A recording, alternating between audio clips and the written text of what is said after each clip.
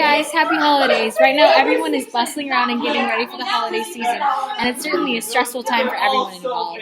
And in this time of stress, I would actually like to draw your attention away from your own stress to the stress of another population, one that is actually one of the most vulnerable in the United States, and that is the homeless population. They have consistently higher rates of substance abuse, chronic and mental illnesses, childhood disturbances, and violence than the rest of the general population.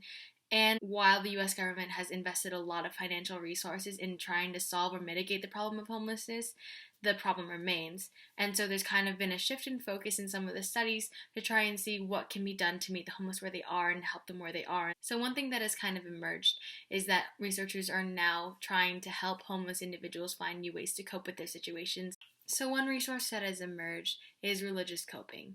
And religious coping actually doesn't require any physical resources, which homeless individuals don't have to begin with, and it also can work very effectively. However, within religious coping, there lies two kinds of mechanisms. One is positive religious coping, where God and religion are viewed in a very positive manner.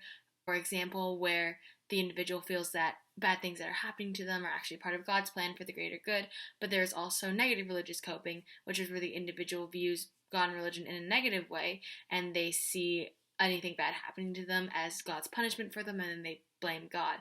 Positive religious coping actually leads to positive psychological and physiological effects, while negative religious coping leads to negative physiological and psychological effects. And this entails that it is very important for an individual to correctly use religious coping in a positive manner to gain these positive effects instead of being negatively impacted by them.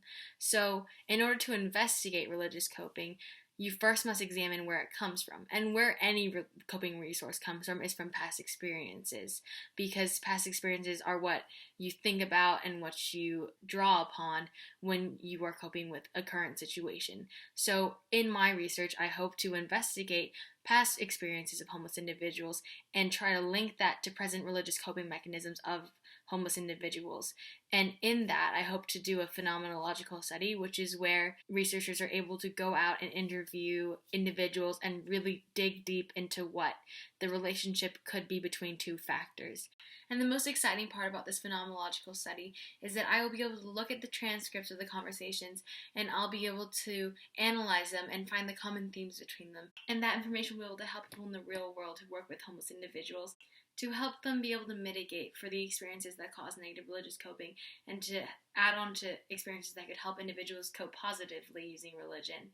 And just like this Christmas sweater, it might seem kind of ugly at first because the human experience is never simple, but you have no idea what it will illuminate.